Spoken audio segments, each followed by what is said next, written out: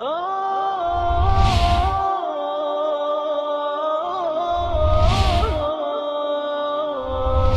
حامل القرآن.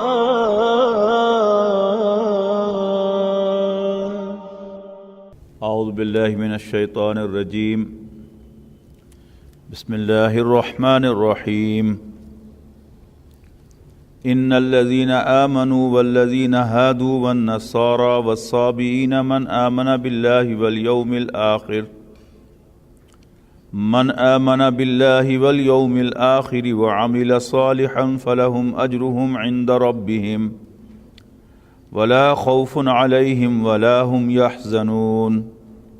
قرآن مجید کے یہ 10 رکوع جو ہم نے پچھلی دفعہ شروع کیے تھے، 6 رکوع سے آنورڈز، میں نے عرض کیا تھا کہ اس میں بنی اسرائیل کے خلاف ایک پروسیکیوشن اللہ تعالیٰ کی طرف سے آئی ہے، اس لیے کہ نبی اکرم صلی اللہ علیہ وسلم کی تشریف آوری سے پہلے، اس امت مسلمہ سے پہلے بنی اسرائیل ہی امت مسلمہ کے مقام پر فائز تھے. انہی کے پاس اللہ تعالیٰ کی شریعت تھی، انہی کے پاس اللہ تعالیٰ کی 3 کتابیں تھیں. کسی کو بھی اگر اللہ تعالیٰ کی ہدایت کی طرف رجوع کرنا ہو تو وہ ان کا محتاج تھا، جیسے آج ہمارا محتاج ہے. لیکن انہوں نے اپنی کرتوتوں کی وجہ سے اس مقام کو ٹھیس پہنچائی، اور نبی اکرم صلی اللہ علیہ وسلم کی آمد سے اللہ تعالیٰ ایک نئی امت تشکیل دینے والا تھا، امت مسلمہ، امت محمد علیہ صاحب الصلاۃ والسلام. عدل کا تقاضا کیا ہے کہ جب بھی کسی کو کوئی نعمت عطا کی جائے اور وہ اس کی قدر نہ کرے اور پھر اس سے وہ نعمت چھینی جائے تو اس پر واضح ہونا چاہیے کہ تمہارا قصور یہ ہے. جیسے آج بھی دنیا کا یہ مانا ہوا دستور ہے کہ کسی کو سزا دینے سے پہلے اس کے خلاف ٹرائل ہونی چاہیے اوپن، اور اسے اپنی صفائی کا موقع بھی ملنا چاہیے. تو بنی اسرائیل نے پے بپے اللہ تعالیٰ کے حکموں کی خلاف ورزی کی، اللہ تعالیٰ کی نعمتوں کی ناشکری کی. اب ان سب کی لسٹ جو ہے وہ یہاں پر بیان کی جا رہی ہے. لیکن اس کا ایک اہم پہلو جس کی طرف ہمیں ضرور توجہ کرنی چاہیے کہ قرآن مجید اصلاً بنی اسرائیل کے لیے ہدایت نہیں ہے. یہ نبی اکرم صلی اللہ علیہ وسلم سے آنورڈز تمام نوع انسانی کے لیے، اس میں بنی اسرائیل بھی شامل ہیں، بنی اسماعیل بھی شامل ہیں، اور بھی جتنی نسلیں دنیا میں ہو سکتی ہیں، مشرق و مغرب کی، شمال و جنوب کی، ان سب کے لیے یہ ہدایت ہے. لہٰذا قرآن مجید کے ہر مقام پر ہمیں اپنے لیے ہدایت جو ہے وہ ضرور تلاش کرنی چاہیے. اور اگر ہم غور کریں تو جیسے نبی اکرم صلی اللہ علیہ وسلم کا ایک فرمان ہے کہ لَيَأْتِيَنَّ عَلَىٰ أُمَّتِي كَمَا أَتَىٰ عَلَىٰ بَنِي إِسْرَائِيلَ حَذْوَ النَّعْلِ بِالنَّعْلِ، کہ میری امت پر بھی وہ تمام حالات و واقعات بیتیں گے، آئیں گے جو بنی اسرائیل پر آئے تھے. جیسے ایک جوتا دوسرے جوتے پر منطبق ہوتا ہے، یعنی اگر جوتوں کے تلووں کو آپ ملائیں تو بالکل ایک دوسرے کے اوپر فٹ ہوتے ہیں، ایسے ہی یہ امت بھی فٹ ہوتی ہے. اور مزید آپ نے فرمایا کہ اگر بنی اسرائیل گو کی بل میں گھسے تھے تو میری امت بھی گو کے بل میں گھسے گی. اور اگر بنی اسرائیل میں ایسا کوئی بدبخت پیدا ہوا تھا جو اپنی ماں سے بدکاری کرے تو میری امت میں بھی ایسا بدبخت ضرور پیدا ہوگا کہ جو یہ کبھی حرکت کرے.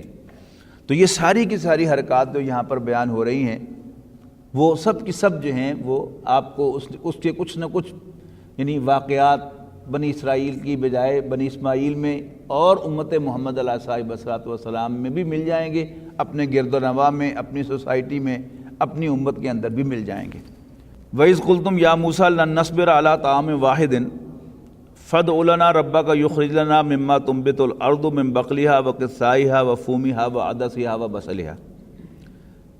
یاد کرو جب تم نے کہا اے موسیٰ ہم ایک ہی قسم کے کھانے پر کنٹینٹ نہیں ہو سکتے، مطمئن نہیں ہو سکتے، لہٰذا اپنے رب سے ہمارے لیے دعا کر کہ وہ ہمارے لیے ککڑی، گیہوں، مسور، پیاز اور جو زمین سے اگنے والی چیزیں ہیں وہ بھی ہمیں پرووائڈ کرے. قال، حضرت موسیٰ علیہ السلام نے حیران ہو کر ان سے کہا اتستبدلون الذی هو ادنی بالذی هو خیر، کیا تم بہتر کو ورث سے ریپلیس کرنا چاہتے ہو؟ اچھا تو ٹھیک ہے، اہبطوا مصرا، اتر جاؤ پھر سرزمین میں، اس شہر میں کسی شہر میں فَإِنَّ لَكُمْ مَا سَأَلْتُمْ تو وہاں تمہیں ملے گا جو کچھ تم مانگ رہے ہو. مطلب کیا تھا کہ وہاں جا کر تم کھیتی باڑی کرو، خود اگاؤ اور وہ چیزیں کھا لو. اس کے بعد فرمایا وَضُرِبَتْ عَلَيْهِمُ الذِّلَّةُ وَالْمَسْكَنَةُ وَبَاءُوا بِغَضَبٍ مِّنَ اللَّهِ کہ ان پر ذلت یعنی رسوائی اور محتاجی تھوپ دی گئی. وَبَاءُوا بِغَضَبٍ مِّنَ اللَّهِ اور وہ اللہ تعالیٰ کے غضب کے مستحق ٹھہرے. ذَلِكَ بِأَنَّهُمْ كَانُوا يَكْفُرُونَ بِآيَاتِ اللَّهِ یہ اس لیے ہوا کہ وہ اللہ تعالیٰ کی آیات کا انکار کیا کرتے تھے. وَيَقْتُلُونَ النَّبِيِّينَ بِغَيْرِ الْحَقِّ اور اللہ کے نبیوں کو ناحق قتل کیا کرتے تھے. ایک تو یہاں پر یہ سمجھیے کہ نبی کا کوئی برحق قتل نہیں ہو سکتا، یعنی ناحق قتل کا مطلب کیا ہے کہ نبیوں کو قتل کیا کرتے تھے جس کا انہیں کوئی حق نہیں تھا. یعنی کسی نبی کو اللہ کا نبی مان لینے کے بعد تو پھر اس کی نافرمانی ہی الاؤڈ نہیں ہے، اس سے اختلاف کرنا ہی الاؤڈ نہیں ہے، چاہے جائے کہ اس کو قتل کیا جائے. اور مزید فرمایا ذالک بما عصوا اور ایسا اس لیے ہوا کہ انہوں نے نافرمانی کی. وکانوا یعتدون بلکہ نافرمانی میں حد سے ہی نکل گئے. یعنی نبیوں کو قتل کرنے کی نوبت کب آتی ہے؟ نبی تو بھیجا ہی اس لیے جاتا ہے کہ اس کی اطاعت کی جائے. تو آغاز کہاں سے ہوگا؟ نافرمانی سے. پھر مزید انسان اس نافرمانی پر کاربند رہے گا تو پھر کیا ہوگا؟ پھر نبی کے بارے میں شک و شبہات لاحق ہو جائیں گے کہ یہ نبی ہے بھی صحیح کہ نہیں. پھر بغاوت ہوگی اور اس کے بعد پھر جب موقع ملے گا تو اسی بغاوت کی وجہ سے کہ یہ ہمیں حکم دے رہا ہے ایسی باتوں کا جو ہم نہیں کر سکتے اور یہ ہمیں کنڈیم کر رہا ہے، لہذا اس کے ری ایکشن میں اس کو قتل کرنے کی نوبت آئے گی. اور آج بھی ایسے ہی ہوتا ہے. اب اللہ کے نبی آنے والے نہیں ہیں. رسول اللہ صلی اللہ علیہ وسلم کے بعد حضور صلی اللہ علیہ وسلم آخری نبی تھے، اللہ کے بھیجے ہوئے آخری پیغمبر تھے. لیکن بہرحال جو بھی حق کہنے والے علماء ہوتے ہیں، جو لوگوں کو حق کی تلقین کرتے ہیں اور بکاؤ مال نہیں ہوتے، وقتاً فوقتاً اس امت کے اندر ان کے قتل کا معاملہ ہوتا رہا ہے. پھر یہاں جو فرمایا کہ ان پر ذلت و مسکنت تھوپی گئی، تو آج اگر آپ دیکھیں تو دنیا کی سب سے زیادہ ذلیل اور رسوا قوم جو ہے وہ مسلمان قوم ہے. کہ ہماری دنیا میں کوئی عزت نہیں ہے، نہ ہم 8 میں ہیں نہ ہم 5 میں ہیں، کوئی ہماری حیثیت نہیں ہے. کوئی ہم سے دنیا کا فیصلہ کرنے سے پہلے پوچھا نہیں جاتا، بلکہ ہم پر فیصلے تھوپے جاتے ہیں. اور یہ ہم پر کیوں ہو رہا ہے؟ کہ ہم نے بھی وہی روش اختیار کی ہے کہ جو بنی اسرائیل نے اختیار کی تھی، اللہ تعالیٰ کے احکام کے ساتھ، دین کے ساتھ. یعنی قرآن مجید پر ہمارا بس نہیں چلا، اللہ تعالیٰ نے اس کی حفاظت کا ذمہ لے رکھا تھا، تو ہم قرآن مجید کے ٹیکسٹ کو تو نہیں بدل سکے، لیکن جہاں جس کا بس چلا اس نے اس کی تفسیر میں اور اس کے معنی میں رد و بدل کرنے کی کوشش سے کبھی اپنے آپ کو نہیں روکا. لہذا نتیجہ کیا ہے؟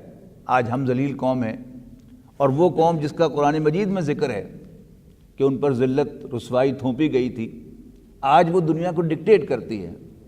اگرچہ وہ قوم اپنے بل پر نہیں کھڑی ہوئی، جیسے کہ دوسرے مقام پر آیا ہے کہ اللہ تعالیٰ نے ان سے کہہ دیا تھا کہ اب تم یا اللہ کے سہارے پر یا لوگوں کے سہارے پر کھڑے رہ سکتے ہو، اب تمہیں دنیا میں اپنا ذاتی جو سٹینڈ ہے وہ نہیں ملے گا.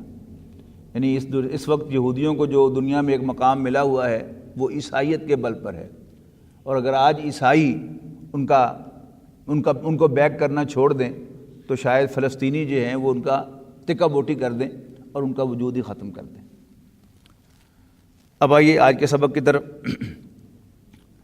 فرمایا اعوذ باللہ من الشیطان الرجیم ان الذین آمنوا والذین ہادوا والنصارى والصابئین من آمن باللہ والیوم الآخر وعمل صالحا فلہم اجرہم عند ربہم ولا خوف علیہم ولا هم یحزنون. یقیناً وہ لوگ جو ایمان لائے. قرآن مجید میں جب بھی الذین آمنوا آتا ہے محاورے کے طور پر تو اس سے مراد مسلمان ہوتے ہیں. یعنی لفظی طور پر ایمان لانے والے نہیں بلکہ امت مسلمہ مراد ہوتی ہے. خاص طور پر جب اس طرح کے کمپیریزن میں ہو کہ ان کے مقابلے میں یہود کا ذکر ہو، عیسائیوں کا ذکر ہو وغیرہ وغیرہ.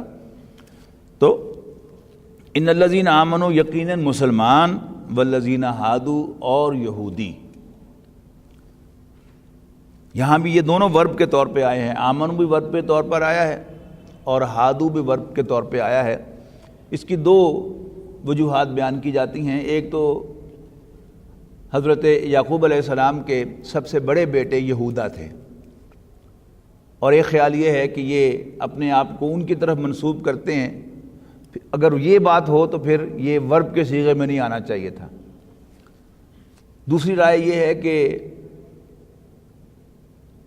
قرآن مجید میں ان کی توبہ کا ذکر ہے کہ انہوں نے جب بچھڑے کی پوجا کی تھی تو پھر اس کے بعد وہ تائب ہوئے تھے، اور اس توبہ کی علامت کے طور پر وہ لوگ کہ جو اس شرک میں پیش تھے انہوں نے اپنے ہاتھوں سے ان کو قتل کیا تھا. تو یہ ان کی بہت بڑی توبہ ہے. اس کی وجہ سے پھر انہیں ہادو کہا گیا، توبہ کرنے والے. مراد بہرحال یہودی ہیں، اس میں کوئی اختلاف نہیں ہے. والنصارى، اصطلاحی اعتبار سے اس سے مراد کرسچنز ہیں، عیسائی ہیں، لیکن اس کی وجوہات دو بیان کی جاتی ہیں. ایک یہ کہ حضرت عیسیٰ علیہ السلام کا جو آبائی وطن تھا وہ ناصری تھا، اسی لیے انگریزی میں جو لوگ بائبل وغیرہ کو دیکھتے ہیں تو جیزس آف نظارت کہا جاتا ہے انہیں، نظرت. تو وہ ان کا جو اصل وطن تھا، آبائی وطن، وہ ناصری تھا. اس کی وجہ سے وہ اپنے آپ کو ناصری کہلاتے ہیں، وہ نصارہ ہیں. قرآن مجید میں ایک اور وجہ بھی ان کی آئی ہے. سورہ صف کے آخر میں فرمایا گیا ہے کہ اے ایمان والو، تم بھی اللہ کے مددگار بن جاؤ، جیسے عیسیٰ ابن مریم نے اپنے حواریوں سے کہا تھا، من انصاری اللہ، کون ہے میرے مددگار اللہ کے راستے میں. قال الحواریون نحن انصار اللہ، تو ان کے حواریوں نے کہا تھا کہ ہم اللہ کے مددگار ہیں. یہ بھی وجہ بیان کی جاتی ہے کہ اس وجہ سے انہیں نصارہ کہتے ہیں. اس کے بعد ہے والسابعون. اس کے بارے میں یعنی ایک ترجمہ تو یہ کیا جاتا ہے کہ اس سے آتش پرست لوگ مراد ہیں. ایک دوسری بڑی اسٹرانگ رائے یہ ہے کہ یہ قوم آباد تھی فلسطین کے شمال میں، اور اس علاقے کے اندر یہ لوگ بھی اہل کتاب مانے جاتے تھے کہ یہ بنی اسرائیل ہی میں سے تھے. یہ حضرت یحییٰ علیہ السلام کی طرف اپنے آپ کو منسوب کرتے تھے، جان دی بیپٹسٹ کی طرف. بعض لوگوں کا خیال ہے کہ یہ موحد تھے، اور بعض لوگوں کی رائے ہے کہ یہ فرشتوں کی پوجا کرتے تھے. لیکن بہرحال عیسائیوں اور یہودیوں کی طرح یہ بھی گویا آسمانی مذہب کے ماننے والے اور آسمانی تعلیمات پر عمل کرنے والے یا ان کو اون کرنے والے لوگ تھے. اس کے بعد فرمایا من آمن باللہ والیوم الآخر، جو کوئی بھی اللہ پر اور آخرت پر ایمان رکھتا ہے. یہاں جو فرمایا گیا کہ جو بھی اللہ پر اور آخرت پر ایمان رکھتا ہے، تو یہ ان سب کا کامن فیچر ہے. یعنی عیسائی، یہودی، سابی، سب کے سب جو ہیں وہ اللہ کو مانتے ہیں اور آخرت کو مانتے ہیں. اس کے بعد ہے وعمل صالحا، اور اچھے عمل کرے. فلہم اجرہم عند ربہم، تو ایسے لوگوں کے لیے ان کا اجر اللہ کے ہاں محفوظ ہے. اس کا ایک مفہوم تو یہ لیا گیا ہے کہ نبی اکرم صلی اللہ علیہ وسلم کی آمد سے پہلے جن لوگوں نے بھی یعنی ان بنیادی باتوں کو تسلیم کیا اور اچھا عمل کیا، اللہ تعالیٰ کے ہاں اجر پائیں گے. جیسے سورہ حدید کے آخر میں فرمایا گیا عیسائیوں کی رہبانیت کے طرز عمل کے بارے میں، وَرَهْبَانِيَةً ابْتَدَعُوهَا مَا كَتَبْنَاهَا عَلَيْهِمْ إِلَّا ابْتِغَاءَ رِضْوَانِ اللَّهِ فَمَا رَعَوْهَا حَقَّ رِعَایَتِهَا. اور رہبانیت انہوں نے خود ایجاد کر لی جو ہم نے ان پر فرض نہیں کی تھی، لیکن انہوں نے اس کی رعایت نہ کی جیسا کہ اس کی رعایت کرنی چاہیے تھی، جیسا کہ اس کی کنسیڈریشن ہونی چاہیے تھی، وہ نہیں کی. فَآتَيْنَا الَّذِينَ آمَنُوا مِنْهُمْ أَجْرَهُمْ، تو جو لوگ ایمان لے آئے ان میں سے رسول اللہ صلی اللہ علیہ وسلم پر، تو اللہ تعالیٰ نے ان کو ان کی رہبانیت جو احتیاط سے جس کی انہوں نے کنسیڈریشن کی اس کا لحاظ رکھا، تو اللہ تعالیٰ نے ان کو اس کا بھی اجر عطا فرمایا. تو ایک تو یہ ہے کہ جنہوں نے رسول اللہ صلی اللہ علیہ وسلم کی آمد سے قبل ان عقیدوں پر عمل کیا اور اللہ تعالیٰ کے ہاں وہ اجر پائیں گے۔ یہ جو ایک ذہن میں سوال پیدا ہوتا ہے نا کہ رسول اللہ صلی اللہ علیہ وسلم کی تشریف آوری سے پہلے یا آپ کے دعوی نبوت سے پہلے جو لوگ دنیا میں موجود تھے تو ان کا انجام قیامت میں کیا ہوگا، تو اصولی طور پر بات کہہ دی کہ جو کوئی بھی اللہ پر ایمان لائے، آخرت پر ایمان لائے، جزا و سزا کا کوئی نہ کوئی تصور دنیا میں ہمیشہ موجود رہا ہے، اور ہر مذہب کے اندر اس کا کوئی نہ کوئی تصور بھی ہوتا ہے، اور اللہ تعالیٰ کا بھی کوئی نہ کوئی تصور، نام بدل لیے جائیں، خدا کہہ لیا جائے، رام کہہ لیا جائے یا بھگوان کہہ لیا جائے، تو وہ نام بدلتے رہتے ہیں، لیکن جو بھی اللہ کو مانے گا اور آخرت کو مانے گا، جزا و سزا کو مانے گا اور اچھے عمل کرے گا، اس کا اجر اللہ کے ہاں محفوظ ہوگا۔ بعض لوگوں نے، خاص طور پر جو جدید ٹرینڈ رکھنے والے لوگ ہیں، سیکولر مزاج لوگ، انہوں نے اس کا مطلب یہ نکالا ہے کہ عیسائی، یہودی اور صابی بس ایمان باللہ ضروری ہے اور ایمان بالآخرت ضروری ہے اور اس کے ساتھ نیک عمل کرنا ضروری ہے، یعنی نبی اکرم صلی اللہ علیہ وسلم پر ایمان لانا ضروری نہیں ہے۔ یہ ایک بہت بڑی گمراہی ہے، اس لیے کہ قرآن مجید کے ایک سے زائد مقامات پر یہ بات بڑے واضح الفاظ میں کہی گئی ہے کہ اب رسول اللہ صلی اللہ علیہ وسلم کی تشریف آوری کے بعد، آپ کے اعلان نبوت کے بعد، ہر شخص کو رسول اللہ صلی اللہ علیہ وسلم پر ایمان لانا جو ہے وہ ضروری ہے۔ سورہ بینہ کے اندر آپ دیکھیے گا کہ ان الذین کفروا من اہل الکتاب والمشرکین فی نار جہنم، کہ کافر، اب کافر کون ہے؟ یعنی ایمان کی تعریف رسول اللہ صلی اللہ علیہ وسلم کی تشریف آوری کے بعد کیا ہے؟ الایمان تصدیق بما جاء بہ النبی صلی اللہ علیہ وسلم، ایمان نام ہے ہر اس بات کو سچا مان لینے کا جو رسول اللہ صلی اللہ علیہ وسلم لے کر آئے، ٹھیک ہے نا؟ اس کا مطلب کیا ہے؟ یعنی حضور صلی اللہ علیہ وسلم کو اللہ کا رسول مان کر ان کی ہدایت کو تسلیم کر لینا۔ کفر کیا ہے؟ رسول اللہ صلی اللہ علیہ وسلم کی لائی ہوئی ہدایت کو نہ ماننا، یعنی آپ کی رسالت کا انکار کرنا۔ تو فرمایا ان الذین کفروا، یقیناً کافر، خواہ وہ مشرکوں میں سے ہو یا اہل کتاب میں سے ہو، یعنی مشرک قرآن مجید کی اصطلاح ہے، یعنی اہل کتاب کے مقابلے میں جتنے بھی پیگنز ہیں جو اپنے آپ کو آسمانی ہدایت کی طرف منسوب نہیں کرتے، قرآن مجید اصطلاحاً انہیں مشرکین کہتا ہے۔ تو کافر خواہ مشرکین میں سے ہوں خواہ اہل کتاب میں سے ہوں، فی نار جہنم، وہ جہنم کی آگ میں پڑیں گے، خالدین فیہا، اس میں ہمیشہ رہیں گے، اولئک ہم شر البریہ، اور یہ بدترین مخلوق ہیں۔ تو کسی قرآن مجید کی کسی آیت کا ترجمہ پورے قرآن مجید کو ایک طرف رکھ کے نہیں کیا جا سکتا۔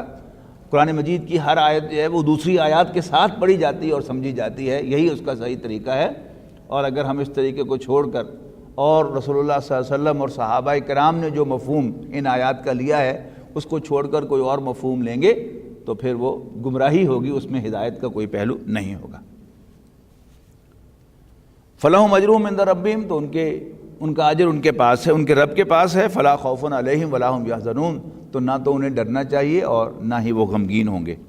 وَإِذْ أَخَذْنَا مِيثَاقَكُمْ، اور یاد کرو جب ہم نے تم سے پختہ وعدہ لیا، وَرَفَعْنَا فَوْقَكُمُ الطُّورَ، اور تمہارے اوپر کوہ طور کو اٹھایا، خُذُوا مَا آتَيْنَاكُمْ بِقُوَّةٍ، اور تمہیں حکم دیا کہ جو کچھ میں تمہیں دے رہا ہوں اس کو مضبوطی سے پکڑو، وَاذْكُرُوا مَا فِيهِ، اور اس کے اندر جو کچھ بھی ہے اس کو یاد رکھو، اس کی تعلیمات کو، لعلکم تتقون، تاکہ تم بچ سکو جہنم کی عذاب سے اور اللہ تعالیٰ کی سزا سے۔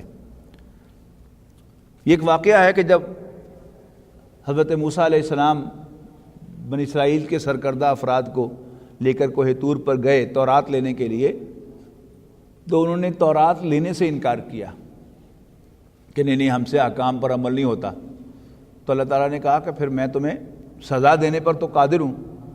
تو اللہ تعالیٰ کی طرف تجلی آئی اور کوہ طور جو ہے اس نے جھک کر ان کے اوپر جو ہے وہ جیسے سایہ کر لیتا ہے وہ کر لیا، بلکہ بعض روایات میں ہے کہ باقاعدہ کوہ طور اٹھ کر ان کے اوپر آ گیا۔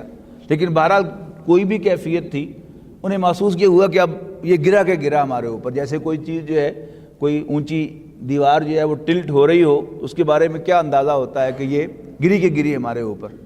تو پھر انہوں نے وہ تورات لینے کا وعدہ کر لیا اور کہا کہ ٹھیک ہے ہمیں معاف کر دے، تو ہم تورات کو ریسیو کرتے ہیں۔ اس کا بار بار ذکر آتا ہے اس میثاق کا جو ان سے لیا گیا تھا. خذوا ما آتیناکم بقوۃ، تو اللہ تعالیٰ نے ان سے فرمایا کہ جو کچھ بھی میں تمہیں دیتا ہوں اس کو مضبوطی سے تھامو، واذکروا ما فیہ، اور اس کے اندر جو احکام ہیں انہیں یاد رکھو، لعلکم تتقون، تاکہ تم بچ سکو. ثم تولیتم من بعد ذلک، یعنی وہاں وعدہ کر کے آئے تھے، نیچے آ کے پھر گئے. فلولا فضل اللہ علیکم ورحمتہ لکنتم من الخاسرین. اللہ تعالیٰ جو ہے یہ بڑا مہربان ہے، اور یہ صرف اسی کی شان ہے، معاف کرنا، درگزر کرنا، توبہ قبول کرنا. خواہ بار بار ٹوٹی ہوئی ہو، اللہ تعالیٰ توبہ قبول کرتا ہے، اور اس کا یعنی اوپن دعویٰ ہے اور کھلی دعوت ہے ہمیں کہ یا اے وہ لوگو، یا عبادی الذین اسرفوا علی انفسہم لا تقنطوا من رحمت اللہ، اے وہ لوگو جنہوں نے اپنے اوپر ظلم ڈھایا ہے، میری رحمت سے مایوس نہ ہونا، اللہ تعالیٰ کی رحمت سے مایوس نہ ہونا. ان اللہ یغفر الذنوب جميعا، بے شک اللہ تعالیٰ تو سب گناہوں کو بخش دیتا ہے. تو یہاں بھی کیا ہوا، اس سب کے باوجود فرمایا فلولا فضل اللہ علیکم ورحمتہ، تو اگر اللہ کا فضل، اس کی عنایت اور مہربانی تم پر نہ ہوتی، لکنتم من الخاسرین، تو تم گھاٹے سے دوچار ہو جاتے. وَلَقَدْ عَلِمْتُمُ الَّذِينَ اعْتَدَوْا مِنْكُمْ فِي السَّبْتِ، اور تمہیں خوب معلوم ہے ان لوگوں کے بارے میں جنہوں نے ہفتے کے دن کے بارے میں حد سے تجاوز کیا تھا. فَقُلْنَا لَهُمْ كُونُوا قِرَدَةً خَاسِئِينَ، تو ہم نے ان سے کہا کہ بن جاؤ ذلیل بندر. بنی اسرائیل کو بھی ایک روایت کے مطابق پہلے جمعے ہی کا دن دیا گیا تھا اللہ تعالیٰ کی اجتماعی عبادت کے لیے، جیسے ہمیں جمعے کا دن دیا گیا ہے، اور اس وقت ہمیں جمعے کی اذان سے لے کر نماز کے ختم ہونے تک دنیاوی کاروبار کی اجازت نہیں ہے. تو انہیں بھی ایسا ہی حکم دیا گیا، جمعے کا دن ہی دیا گیا، اور ایک مخصوص وقت کے لیے کاروبار چھوڑنے کا حکم دیا گیا. تو بنی اسرائیل نے حضرت موسیٰ علیہ السلام سے تقاضا کیا کہ نہیں، جمعہ نہیں، ہفتہ.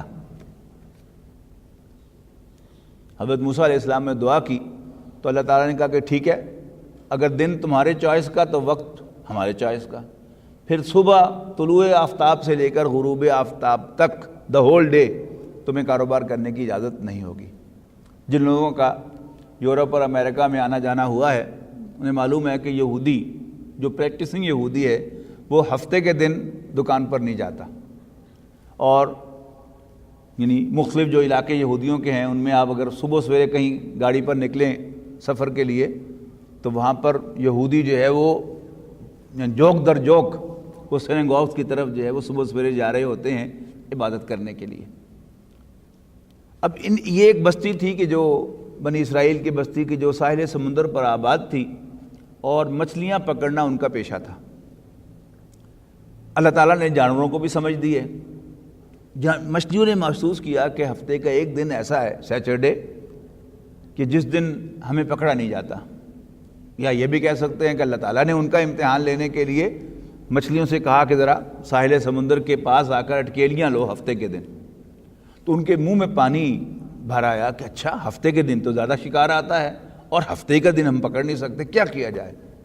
تو انہوں نے باہم مل کر یہ مشورہ کیا اور اس کا ایک ہیلہ کیا اللہ تعالیٰ کے دین کا، اللہ تعالیٰ کے حکم کا مذاق اڑانے کے لیے. وہ ہیلہ یہ تھا کہ انہوں نے خندقیں کھود لیں، بڑے بڑے حوض بنا لیے، چینلز، یعنی دریا سے چینلز نکالے اور آگے بڑے بڑے حوض بنا لیے پانی کو سٹور کرنے کے لیے. تو چونکہ ہفتے کے روز مچھلیاں بہت زیادہ آتی تھیں، لہذا ان چینلز کے وہ جو دروازے تھے وہ کھول دیتے تھے، رکاوٹیں دور کر دیتے تھے، اور مچھلیوں سمیت پانی جو ہے ان چینلز میں سے گزر کر آگے حوضوں کے اندر جمع ہو جاتا تھا، اور اس کے بعد اس کو بند کر دیتے تھے راستے کو. اتوار کے دن مچھلیاں پکڑ لیتے تھے اور کہتے یہ تھے کہ ہم اللہ کے حکم کو آبزرو کر رہے ہیں اور ہم ہفتے کے دن مچھلیاں نہیں پکڑتے. کچھ لوگوں نے جو نیک لوگ تھے ان میں انہوں نے انہیں منع کیا ایسا کرنے سے، اور کچھ نے ان کو منع کیا کہ انہوں نے باز تو آنا نہیں، تم کیوں وقت ضائع کر رہے ہو. انہوں نے کہا بھائی یہ باز آئیں یا نہ آئیں، ہم تو قیامت کے دن اللہ کے حضور یہ کہہ سکیں گے کہ اللہ ہم نے اپنی سی کوشش کی تھی، اور کیا پتہ بازی آ جائیں۔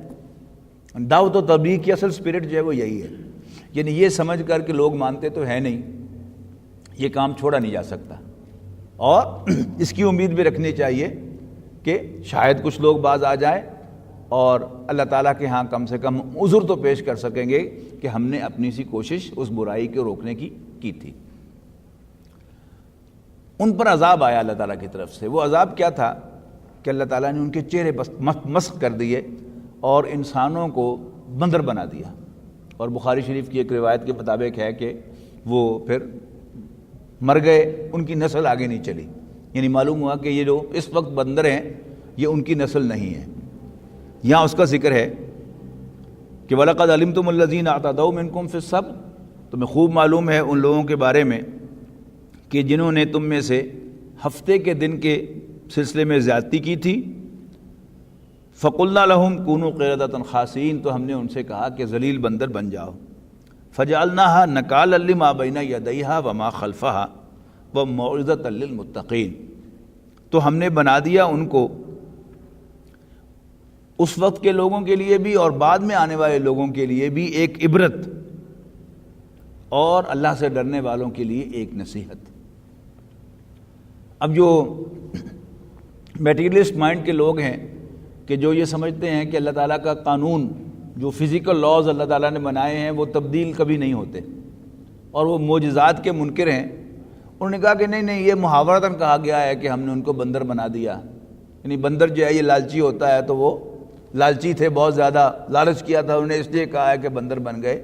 لیکن اگر ایسی بات ہوتی تو پھر یہ جو نکالن کہا ہے عبرت، تو پھر یہ کبھی نہ ہوتی، یہ لفظ جو ہے وہ اس پر فٹ نہیں بیٹھتا۔ تو اہل سنت کا جو عام عقیدہ ہے اس کے سلسلے میں وہ یہی ہے کہ وہ باقاعدہ بندر بنے تھے اور اللہ تعالیٰ نے انہیں نشان عبرت بنایا تھا۔ وَإِذْ قَالَ مُوسَىٰ لِقَوْمِهِ، اور یاد کرو جب موسیٰ نے اپنی قوم سے کہا علیہ السلام، ان اللہ یامرکم ان تذبحوا بقرہ، کہ اللہ تعالیٰ تمہیں حکم دیتا ہے کہ تم ایک گائے ذبح کرو۔ قالوا، تو کہنے لگے، اتتخذنا ہزوا، کیا آپ مذاق کر رہے ہیں؟ کیا آپ ہم سے مذاق کر رہے ہیں؟ قال اعوذ باللہ ان اکون من الجاہلین، حضرت موسیٰ نے فرمایا کہ میں اللہ کی پناہ میں آتا ہوں اس سے کہ میں جاہلوں میں شامل ہو جاؤں، جہالت کی بات کروں، یعنی کسی بات کو اللہ تعالیٰ کی طرف منسوب کرنا جب کہ وہ اللہ تعالیٰ کی طرف سے نہ ہو، تو یہ کیا ہے؟ یہ جہالت کی بات ہے۔ تو حضرت موسیٰ علیہ السلام سے پناہ مانگی۔ قرآن مجید چونکہ قصوں کی کتاب نہیں ہے، لہذا یہاں پر جو اگلی بات ہے جس کی وجہ سے کہا تھا گائے ذبح کرو، وہ بعد میں آ رہی ہے، لیکن یہ سارا جو گائے کا معاملہ تھا وہ پہلے زیر بحث آ رہا ہے۔ اصل بات کیا تھی کہ بنی اسرائیل میں کوئی امیر آدمی تھا، بہت جائیداد والا، لیکن تھا وہ لا ولد، اس کا بھتیجا اس کی جائیداد کا وارث تھا۔ تو اس کو شیطنت سوجی، تو اس نے کہا کہ میں اس کے مرنے کا انتظار کیوں کروں، میں اس کو قتل کر دیتا ہوں اور جائیداد کا وارث بن جاتا ہوں۔ لیکن اس نے اس میں ایک ترکیب جو ہے وہ اختیار کی کہ اس شخص کو قتل کر کے اس کی لاش جو ہے وہ کسی دوسرے قبیلے کے اندر جا کے پھینک آیا۔ اب اس قبیلے والوں نے ان سے کلیم کیا کہ یہ ہمارا آدمی تم نے قتل کر دیا ہے، لہذا تم اس کی دیت ادا کرو، خونبہ ادا کرو، یا بتاؤ تمہارے میں سے قاتل کون ہے، قصاص دو۔ کافی اس میں ان کا آپس میں جھگڑا ہوا، تو کسی نے ان سے کہا کہ تمہارے اندر اللہ کے رسول موجود ہیں موسیٰ علیہ السلام، تو ان کے پاس یہ کیس لے کے جاؤ، وہ تمہیں اس کا حل بتائیں گے۔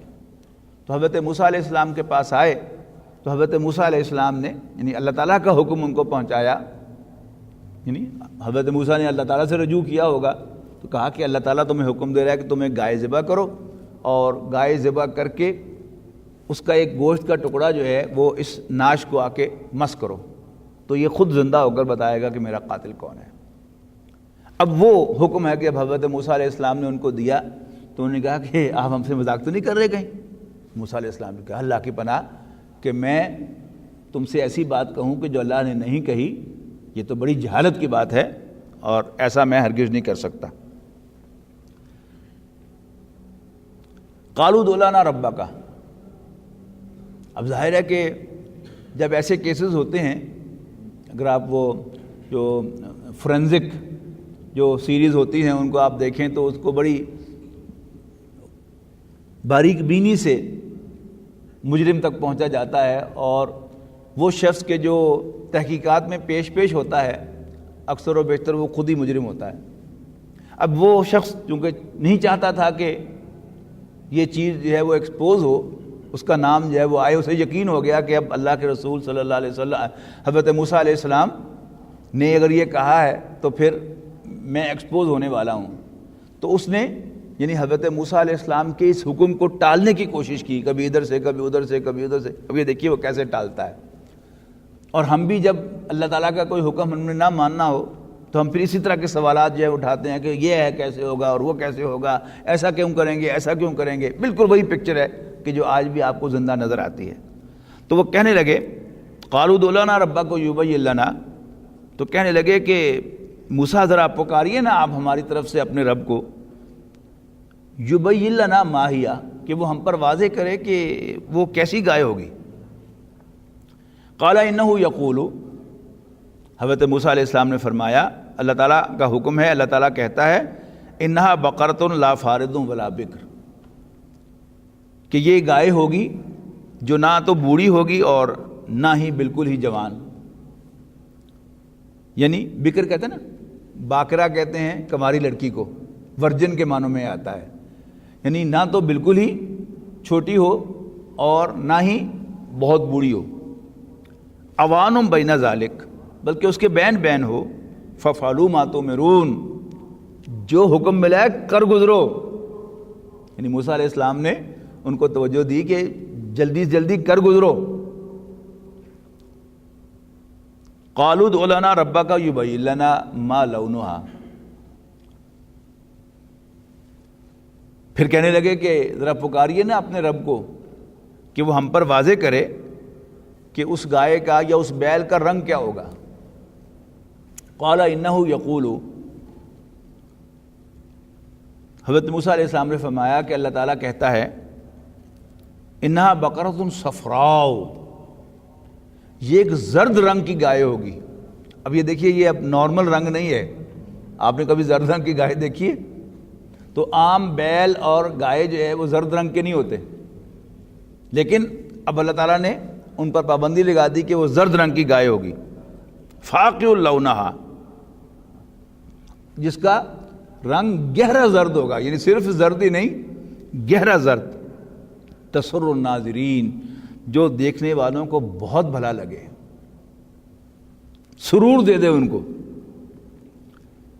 قالوا ادع لنا ربک یبین لنا ما ہی ان البقرۃ تشابہ علینا، پھر کہنے لگے کہ ذرا پکاریے نا اپنے رب کو ہماری طرف سے کہ وہ ہم پر واضح کرے کہ یہ گائے کیسی ہو، ان البقرۃ تشابہ علینا، کہ گائیں جو ہیں وہ بس کچھ کنفیوز سی ہو گئی ہیں،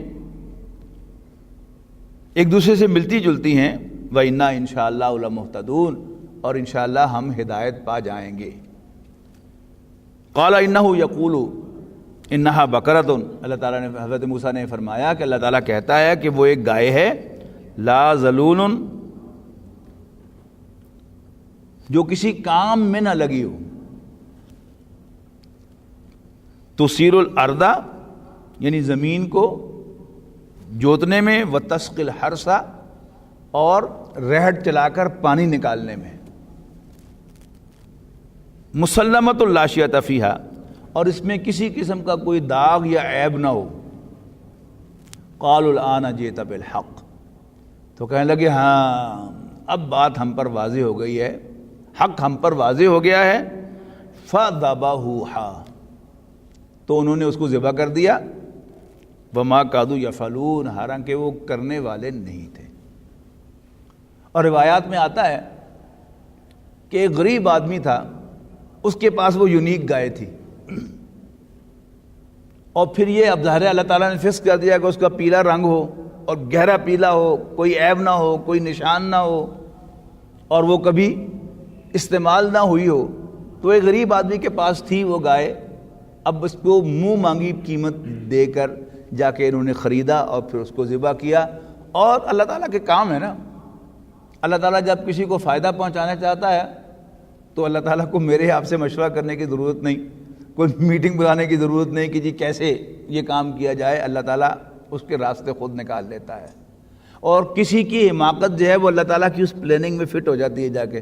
اللہ تعالیٰ نے اس غریب آدمی کو فائنینشلی ہیلپ کرنی تھی اس کی، لہذا اللہ تعالیٰ نے ان سے وہ حماقتیں کروائیں کہ اب پوچھا پھر اور کیسی، رنگ کیسا، عمر کیسی، تو ساری کی ساری پھر اللہ تعالیٰ نے اپنی ساری جو کنڈیشنز تھی اس کو اس گائے کی طرف ریفر کر دیا اور اس سے اللہ تعالیٰ کی طرف سے اس کا بھلا ہو گیا۔ تو یہ اللہ تعالیٰ کے کام ہیں کہ جو ہمیں یاد رکھنے چاہیے کہ اللہ تعالیٰ کے صرف سینکشن درکار ہے۔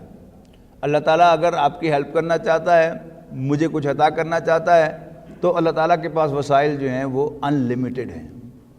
ہی ہیز جسٹ ٹو سینکشن، اس کی سینکشن ہو گئی تو سمجھ لیجیے کہ وہ چیز ہمیں مل گئی۔ اور بے شک ہم نے سارے وسائل پول کر لیے ہوں، لیکن اللہ تعالیٰ کی سینکشن نہ ہو تو وہ ایک قطرہ بھی ہمیں نہیں مل سکتا اور ایک تنکا بھی ہمیں نہیں مل سکتا۔ یہ بات انسان کو جتنی سمجھ میں آ جائے اتنا ہی انسان سکون میں چلا جاتا ہے، اور جتنی یہ بات انسان کو بھول جاتی ہے اتنا ہی وہ پریشانیاں مول لے لیتا ہے، فائدہ اس کا کچھ نہیں ہوتا۔ فرمایا وَإِذْ قَتَلْتُمْ نَفْسًا، اور یاد کرو جب تم نے ایک شخص کو قتل کیا، فَادَّارَأْتُمْ فِيهَا، پھر تم باہم اس معاملے میں جھگڑنے لگے، وَاللَّهُ مُخْرِجٌ مَا كُنتُمْ تَعْمَلُونَ، اور جو کچھ بھی تم کرتے رہے ہو، وَاللَّهُ مُخْرِجٌ مَا كُنتُمْ تَكْتُمُونَ، اور جو کچھ بھی تم چھپاتے رہے ہو اللہ تعالیٰ اس کو ظاہر کرنے والا ہے۔ فَقُلْ نَضْرِبُوهُ بِبَعْضِهَا، تو ہم نے حکم دیا کہ تم اس کے ایک حصے کو اس کے ساتھ جا کر مارو، اس پر ضرب لگاؤ۔ کذالک یحیی اللہ الموتیٰ، اسی طرح اللہ تعالیٰ مردوں کو زندہ کرے گا۔ ویریکم آیاتہ، اور وہ تمہیں اپنی نشانیاں دکھاتا ہے، لعلکم تعقلون، تاکہ تمہیں سمجھ آ جائے، تم سینسیبل ہو جاؤ۔ ثم قست قلوبکم من بعد ذلک، یعنی نشانیاں دیکھ کر بھی، ثم قست قلوبکم من بعد ذلک، پھر اس کے بعد تمہارے دل سخت ہو گئے، فہی کالحجارۃ او اشد قسوہ، تو وہ پتھروں کی مانند ہو گئے بلکہ ان سے بھی زیادہ سخت ہو گئے۔ یہ اردو کا محاورہ ہے، پتھر دل، سنگ دل، یہ بالکل یہ قرآنی محاورہ ہے۔ وَإِنَّ مِنَ الْحِجَارَةِ لَمَا يَتَفَجَّرُ مِنْهُ الْأَنْهَارُ، اس لیے کہ پتھروں میں سے تو ایسے بھی ہیں کہ جو پھٹ جاتے ہیں اور ان میں سے پانی نکلتا ہے۔ یہ چشمے کہاں سے برآمد ہوتے ہیں؟ پہاڑوں میں سے۔ وَإِنَّ مِنَ الْحِجَارَةِ لَمَا يَتَفَجَّرُ مِنْهُ الْأَنْهَارُ، اور پتھروں میں سے وہ بھی ہیں جن میں سے دریا نکلتے ہیں۔ اور وَإِنَّ مِنْهَا لَمَّا يَشَّقَّقُ فَيَخْرُجُ مِنْهُ الْمَاءُ، اور وہ بھی ہیں جو پھٹ جاتے ہیں اور ان میں سے پانی نکلتے ہیں۔ وَإِنَّ مِنْهَا لَمَّا يَهْبِطُ مِنْ خَشْيَةِ اللَّهِ، اور وہ بھی ہیں کہ جو اللہ کے خوف سے گر پڑتے ہیں۔ وَمَا اللَّهُ بِغَافِلٍ عَمَّا تَعْمَلُونَ، اور اللہ تعالیٰ جو کچھ بھی تم کرتے ہو اس سے بے خبر نہیں ہے۔ اب مسلمانوں سے خطاب ہے، یعنی یہودیوں کی اس ساری بات کے درمیان میں، اَفَتَطْمَعُونَ أَن يُؤْمِنُوا لَكُمْ، مسلمانوں کیا تمہیں خوش فہمی ہے کہ وہ تم پر ایمان لے آئیں گے یا تمہاری بات مان لیں گے؟ وَقَدْ كَانَ فَرِيقٌ مِّنْهُمْ يَسْمَعُونَ كَلَامَ اللَّهِ، جبکہ ان میں سے ایک گروہ ایسا تھا کہ جو اللہ کا کلام سنتا تھا، ثُمَّ يُحَرِّفُونَهُ مِن بَعْدِ مَا عَقَلُوهُ، اور پھر اس کو اچھی طرح سمجھ لینے کے بعد اس میں تحریف کرتا تھا۔ وَهُمْ يَعْلَمُونَ، جانتے بوجھتے ہوئے، یعنی جب یہ کیفیت ہو، ایک ہوتی ہے غلطی سے انسان کا، یعنی ایرر اور چیز ہے، لیکن آفینس یہ اور چیز ہے۔ یعنی تم ان سے امیدیں لگائے بیٹھے ہو کہ یہ تم پر ایمان لے آئیں گے، یہ تو وہ ڈھیٹ لوگ ہیں، یعنی وہ سخت دل لوگ ہیں کہ اللہ تعالیٰ کے کلام کو سن کر، اس کو سمجھ کر اور پوری طرح یقین رکھ کر کے اللہ کا کلام ہے اس میں تعریف کرتے رہے ہیں. جنہیں تمہارے نبی کو تو انہوں نے مانا ہی نہیں، اس نبی پر اترنے والے قرآن کا تو ویسے ہی انہوں نے انکار کر دیا ہے. ان کا حال یہ ہے کہ اس کلام کو جسے وہ مانتے تھے کہ اللہ کا کلام ہے، اس میں انہوں نے تعریفیں کی ہیں، تو ان سے کیا اچھی امید کی جا سکتی ہے. وَإِذَا لَقُوا الَّذِينَ آمَنُوا، اور جب وہ ایمان والوں سے ملتے ہیں قَالُوا آمَنَّا، تو ان سے کہتے ہیں ہم بھی ایمان رکھتے ہیں، ہم بھی مانتے ہیں. وَإِذَا خَلَا بَعْضُهُمْ إِلَىٰ بَعْضٍ، لیکن جب وہ خلوت میں ہوتے ہیں ایک دوسرے کے پاس، قَالُوا أَتُحَدِّثُونَهُمْ، تو ان سے کہتے ہیں کیا تم ان کو بتاتے ہو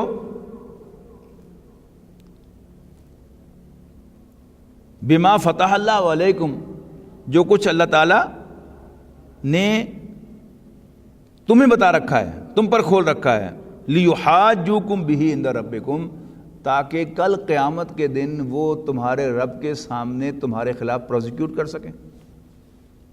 یہ اصل میں کہ واقعہ کیا تھا کہ یہودی جب مسلمانوں سے ملتے تھے اور مسلمان کوئی بات کہتے تھے کہ ہم ایسا کرتے ہیں یا یہ چیز ہم پر حرام ہے یا ہمیں یہ حکم دیا گیا ہے، تو کہتے تھے کہ ہاں ہمیں بھی یہی حکم ملا ہوا ہے، یہ چیز ہم پر بھی حرام ہے، لیکن اپنی عملی زندگی میں اس کو وائلیٹ کرتے تھے. جب وہ اپنے گروؤں کے پاس جاتے تھے، یعنی ایک سادہ جو شخص ہوتا ہے اس میں اور ایک لیڈر میں ہمیشہ فرق ہوتا ہے. یعنی ہمارے لیڈرز، سیاسی لیڈر جو ہیں، جب یہ سٹیج پر آتے ہیں تو ایک دوسرے کو گالیاں دیتے ہیں، لیکن جب آپس میں ان کی ملاقاتیں ہوتی ہیں تو یہ خوش گپیاں بھی کرتے ہیں اور کٹھے بیٹھ کے کھاتے پیتے بھی ہیں. لیکن اب جو نچلے درجے کے لوگ ہوتے ہیں وہ سادہ لوہی میں ان کے پیچھے لگے ہوئے ہوتے ہیں، اور کوئی بات جو کسی میٹنگ کے اندر آئی تھی تو وہ ڈسکلوز بھی کر دیتے ہیں. اسی طرح اب یہاں پر کیا ہے کہ ایک طرف مسلمان ہے رسول اللہ صلی اللہ علیہ وسلم کی قیادت میں قرآن مجید کے ساتھ اور رسول اللہ صلی اللہ علیہ وسلم کے ساتھ، یہ کبھی ان سے شیئر کرتے تھے کہ ہمیں یہ حکم آیا ہے، یہ آیت نازل ہوئی ہے، تو وہ سادہ لوئی سے ان کو بتا دیتے تھے کہ ہاں ہاں ہمیں بھی ایسا ہی حکم ملا ہے. اب یہ کس بات کا ثبوت تھا کہ قرآن مجید کی سورس اور ان کی تورات کی سورس ایک ہے، یعنی وہ گویا انڈائریکٹلی تصدیق کر دیتے تھے قرآن مجید کے احکام کی اور قرآن مجید کی باتوں کی. آگے جا کے آئے گا کہ تحویل قبلہ کا حکم جب آیا تو وہاں قرآن مجید نے بہت واضح کہا ہے کہ یہ اس حکم کو ایسے پہچانتے ہیں جیسے اپنے بیٹوں کو پہچانتے ہیں، کہ باقاعدہ تورات و انجیل میں اس کا ذکر تھا کہ جو آخری نبی ہوں گے وہ پہلے ایک قبلے کی طرف رخ کر کے نماز پڑھ رہے ہوں گے، پھر انہیں حکم ملے گا کہ وہ دوسرے قبلے کی طرف خانہ کعبہ کی طرف رخ کر کے نماز پڑھیں گے، اور ایگزیکٹلی وہ ہو گیا. تو اس پر کہا گیا کہ یہ اس حکم کو ایسے پہچانتے ہیں جیسے اپنے بیٹوں کو پہچانتے ہیں. تو اسی طرح کے جو سادہ لوگ تھے وہ آ کر مسلمانوں کے ساتھ شیئر کر لیتے تھے کہ ہاں ہمیں بھی اسی طرح کا حکم ہے، ہمیں بھی اس چیز سے منع کیا گیا ہے. جب وہ گروؤں کے پاس جاتے تھے وہ انہیں کوستے تھے، بدتماری تیڈی اتحدثون، کیا تم ان کو بتاتے ہو، ان کے ساتھ شیئر کرتے ہو بما فتح اللہ علیکم، وہ چیز جو اللہ تعالیٰ نے تم پر ظاہر کر رکھی ہے، لیحاجوکم بہ عند ربکم، تاکہ وہ تمہارے رب کے سامنے کل قیامت کو اس کے حوالے سے آرگو کر سکیں. افلا تعقلون، تمہیں کوئی عقل ہے کہ نہیں؟ اولا یعلمون، کیا وہ نہیں جانتے ان اللہ یعلم ما یسرون وما یعلنون، کہ اللہ تعالیٰ تو وہ سب جانتا ہے جس کو وہ اعلانیہ کہتے ہیں یا جس کو وہ چھپا کر رکھتے ہیں. وَمِنْهُمْ أُمِّيُّونَ، اور ان میں کچھ ان پڑھ بھی ہیں، لا یعلمون الکتاب، جو کتاب کو نہیں جانتے. اب ویسے تو امیین کا لفظ جو ہے یہ بنی اسرائیل ورسز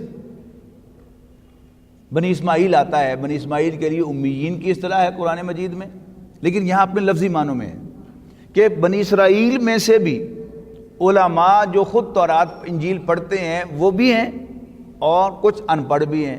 جیسے ہمارے ہاں یعنی ہماری عام پبلک جو ہے جو خود قرآن مجید نہیں پڑھتی یا پڑھتی ہے تو ترجمہ نہیں پڑھتی، انہوں نے نہ فقہ پڑھی ہے نہ حدیث پڑھی ہے، وہ کیا ہیں؟ وہ اپنے علماء کے فالورز ہیں کہ مسجد کا مولوی جو کچھ انہیں بتا رہا ہے وہ اس کو فالو کر رہے ہیں سادہ لوہی کے ساتھ۔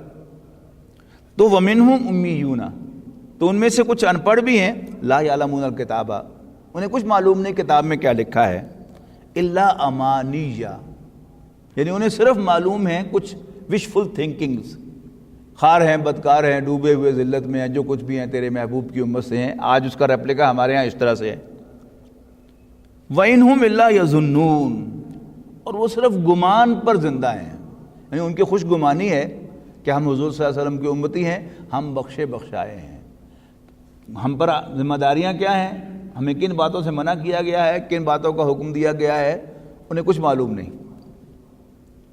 فَوَيْلٌ لِّلَّذِينَ يَكْتُبُونَ الْكِتَابَ بِأَيْدِيهِمْ، خرابی ہے ان لوگوں کے لیے جو اپنے ہاتھوں سے کتاب لکھتے ہیں، ثُمَّ يَقُولُونَ هَذَا مِنْ عِنْدِ اللَّهِ، اور پھر کہتے ہیں کہ یہ اللہ کے پاس سے آیا ہے۔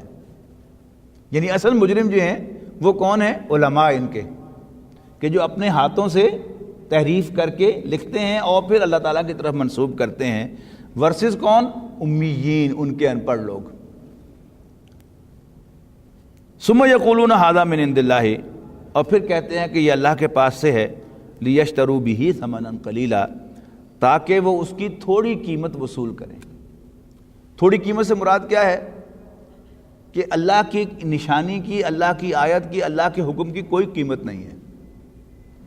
کوئی شخص زمین بھر دولت بھی اللہ تعالیٰ کے ایک حکم کو بدلنے کے عوض لے لے تو بھی وہ اللہ تعالیٰ کی آیت کی قیمت نہیں ہے۔ تو خواہ انہوں نے کتنا بھی مال بٹورا ہو لوگوں سے اللہ تعالیٰ کے احکام کی تحریف میں، پھر بھی وہ کیا ہے؟ وہ ثمن قلیل ہے، وہ تھوڑی قیمت ہے۔ فویل لہم مما کتبت ایدیہم، بلکہ اس پر ایک لطیفہ بھی ہے کہ ایک طویل عرصے پر مصری قرات جو ہے دنیا کے اندر اس کا روب تھا اور رواج تھا، تو آج سے کوئی 50-60 سال پہلے یا 40 سال پہلے یعنی پاکستان کے قراء جو ہے وہ سعودی عرب نے امپلائی کرنے شروع کر دیے۔ یعنی گجرانوالے کے تھے ایک سیٹھی صاحب رحمہ اللہ، انہوں نے یعنی جب حرم کے اندر بھی اور مکہ مکرمہ اور مدینہ منورہ میں بھی دیکھا کہ تراویح کے اندر جو تراویح پڑھانے والا تھا وہ قرآن مجید کھول کے تراویح پڑھاتا تھا، تو انہیں بڑا اس پر ہوا، تو انہوں نے یہاں سے یعنی ایک کثیر تعداد حفاظ کی وہ وہاں پہنچائی انہوں نے، اور وہاں جا کر انہوں نے پھر مصلت سنانے شروع کیے۔ اس کے بعد پھر سعودی عرب کی حکومت نے بھی اہتمام کیا اپنے ہاں پھر اہتمام کے ساتھ حفظ کا۔ اسی طرح قراء بھی یہاں سے گئے جہاں جو حافظ تھے، ان کی قرات بھی اچھی تھی اور ان کو وہاں پر یعنی جاب مل گئیں قرات پڑھانے کے لیے بھی۔ تو اس پر ایک بہت بڑے مصری قاری نے یعنی ان سے کہا کہ لا تشتروا بآیاتی ثمنا قلیلا، کہ تم اللہ تعالیٰ کی آیات کی تھوڑی قیمت وصول نہ کرو۔ یعنی یہ ظاہر بات ہے کہ مصری قراء بہت ایکسپینسو تھے، اور جو پاکستانی قراء تھے وہ بیچارے جو ہے وہ تھوڑی سی تنخواہ پر جو ہے وہ کام کر رہے تھے۔ تو ایک پاکستانی قاری سے انہوں نے کہا لا تشتروا بآیاتی ثمنا قلیلا، یعنی اس آیت کا حوالہ دے کر کے تم میری آیات کی کم قیمت وصول نہ کرو، یہ کیا حرکت تم کر رہے ہو۔ تو فویل للذین یکتبون الکتاب بایدیہم ثم یقولون ھذا من عند اللہ لیشتروا بہ ثمنا قلیلا فویل لہم مما کتبت ایدیہم، تو خرابی ہے ان کے لیے، افسوس ہے ان پر، اس پر بھی جو اپنے ہاتھوں سے لکھتے ہیں، وویل لہم مما یکسبون، اور خرابی ہے اس کمائی پر بھی، افسوس ہے اس کمائی پر بھی جو وہ اس کے عوض لیتے ہیں۔ وقالوا، مزید وہ کہتے ہیں لن تمسنا النار الا ایاما معدودہ، کہ ہمیں آگ کبھی نہیں چھوئے گی مگر گنتی کے چند دن۔ ایگزیکٹلی یہی ہمارا عقیدہ ہے کہ چونکہ ہم مسلمان ہیں، حضور صلی اللہ علیہ وسلم کے نام لیوا ہیں، لہذا لوگوں کی آنکھوں میں دھول جھونکنے کے لیے شاید گنتی کے چند دن ہمیں اللہ تعالیٰ جہنم میں ڈال کے پھر چپکے سے نکال کے وہاں سے لے جائے گا۔ قل اتخذتم عند اللہ عہدا، ان سے پوچھو کیا تم نے اللہ تعالیٰ سے یہ عہد لے رکھا ہے؟ یہ درست ہے کہ صحیح حدیث سے یہی ثابت ہے کہ جو مسلمان قرار پائے گا ہم میں سے، وہ اپنے گناہوں کی سزا بھگت کر جنت میں جائے گا۔ لیکن سوال یہ ہے کہ ہمارا جو طرز عمل ہے یہ تو منافقین سے زیادہ مشابہ ہے۔ جو نفاق کی علامات انشاءاللہ ہم قرآن مجید میں پڑھیں گے تو اس پکچر میں ہم زیادہ فٹ ہوں گے۔ تو اگر منافق کوئی شخص ڈکلیئر ہو گیا قیامت کے دن تو پھر وہ تو ہمیشہ کے لیے جہنم میں جائے گا۔ تو یہ خوش فہمی ہم اس صورت میں رکھیں کہ جب ہمیں پورا یقین ہو کہ اللہ تعالیٰ کے ہاں ہمارا یہ ایمان ویلڈ ہوگا۔ اگر ہمارا ایمان ہی ویلڈ نہ ہوا اور ہم منافق قرار پائے اللہ تعالیٰ کے فیصلے کے مطابق، جو کبھی غلط نہیں ہوتا، تو پھر ہمارے لیے بچنے کی کوئی گنجائش نہیں ہے۔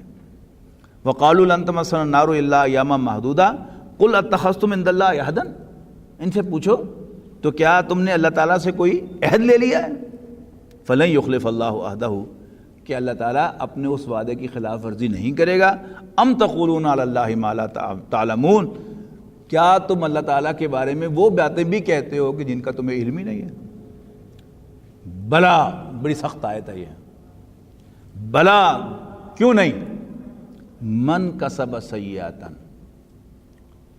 خواہ کمائی کسی نے کوئی ایک ہی برائی، یہ کسب جو ہے قرآن مجید میں بالعموم اعمال کے لیے آتا ہے، یعنی پنجابی میں بھی استعمال پیڑے کسمالا۔ اب پیڑے کسمالا کسے کہتے ہیں؟ برے کام کرنے والا، بری عادتوں والا۔ تو کسب جو ہے یہ یعنی اعمال کے لیے، یہاں اس بالکل اسی معنوں میں بلا من کسب سیئاتن، جس نے خواہ ایک ہی برائی کمائی، وَأَحَاطَتْ بِهِ خَطِيئَتُهُ، اور پھر اس کے گناہ نے، اس کی خطا نے اس کو گھیر لیا، فَأُولَٰئِكَ أَصْحَابُ النَّارِ، تو ایسے ہی لوگ اہل جہنم ہیں، ہم فیہا خالدون، اس میں ہمیشہ ہمیشہ رہیں گے۔ یعنی انسان کو جہنم میں لے جانے کے لیے کوئی ایک برائی بھی کافی ہے اگر وہ اس سے تائب نہ ہو۔ ویسے بڑے سے بڑی برائی کفر اور شرک، اس سے کوئی تائب ہو کر مسلمان ہو جائے صاف ہو گیا۔ باقی اس نے قتل کیا ہو، بدکاری کی ہو، جھوٹی گواہی دی ہو، یہ جتنے بھی گناہ کبیرہ ہیں، اگر اس نے ان سے توبہ کر لی، ان سے باز آ گیا، تو وہ سب کے سب جو ہیں واش آف ہو سکتے ہیں۔ ادروائز ایک برائی جس کو انسان ڈیلیبریٹلی، جان بوجھ کر، یعنی یہ جانتے ہوئے کہ یہ اللہ تعالیٰ کا حکم ہے، مجھ پر لازم ہے، اس عمل کو چھوڑے، یا کوئی برائی اسے معلوم ہو کہ اللہ تعالیٰ نے اس سے منع کیا ہے لیکن پھر بھی نہ اس سے نکلنے کی کوشش کرے اور نہ ہی توبہ کرے، تو پھر وہ ایک گناہ بھی انسان کو ہمیشہ ہمیشہ کے لیے جہنم میں لے جانے کے لیے کافی ہے۔ والذین آمنوا وعملوا الصالحات، اور وہ لوگ کہ جو ایمان لے آتے ہیں اور اچھے عمل کرتے ہیں، یعنی پہلے جو کچھ بھی کیا ہو اس کے بعد ایمان لے آتے ہیں اور اچھے عمل کرتے ہیں، اولئک اصحاب الجنہ، یہ اہل جنت ہیں، ہم فیہا خالدون، اس میں ہمیشہ ہمیشہ رہیں گے۔ بارک اللہ لی ولکم فی القرآن العظیم ونفعنی وإیاکم بالآیات والذکر الحکیم۔